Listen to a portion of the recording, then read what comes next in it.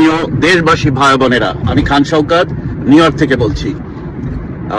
এটি আমার ৩৭৫তম বক্তব্য। গত ১৭ মাস ধরে আমি আপনাদের সামনে রাজনৈতিক বিষয় নিয়ে আমার বক্তব্য হাজির করি। আমার অনুরোধ, বিশেষ করে মুজিব সৈনিক ভাই বোনদের কাছে আমার বক্তব্যটা শেয়ার করবেন, কারণ সকলের কাছে বক্তব্য পৌঁছানো দরকার।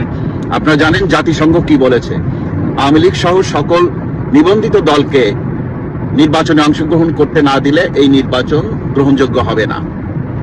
আপনারা জানেন 23 তারিখ সন্ধ্যায় দিল্লিতে, 23 জানুয়ারিতে দিল্লিতে আপনারা যখন এই ভাষণ শুনছেন, বোধহয় তা থেকে 24 ঘন্টার মধ্যে যে কোনো সময় নেত্রী ভাষণ দিবেন।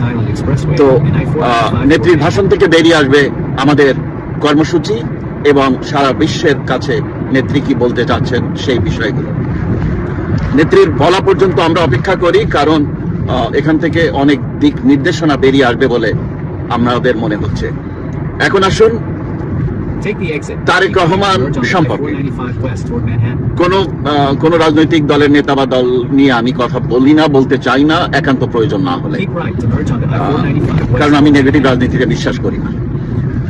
তারেক রহমান সাহেব উনি বিএনপির চেয়ারম্যান এবং উনি একটা ভাষণে বলেছেন যে এই ফ্লাইওভার এবং মেট্রো রেল এটা নাকি অনেক টাকা খরচ করে শেখ হাসিনা সরকার বানিয়েছে, টাকা নষ্ট করেছে।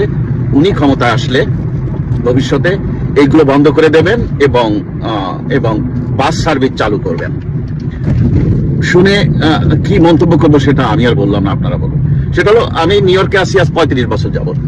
এখানে বাস চলে যেসব রাস্তা দিয়ে, সে রাস্তাগুলো বেশিরভাগই 4 লেন বা 6 লেন এরকম। বাংলাদেশের 2 লেনও রাস্তা নেই বলতে গেলে। এর কারণ হলো, আপনার সাইডওয়াক গুলো তো সব দখল করে নেয় ব্যবসায়ীরা।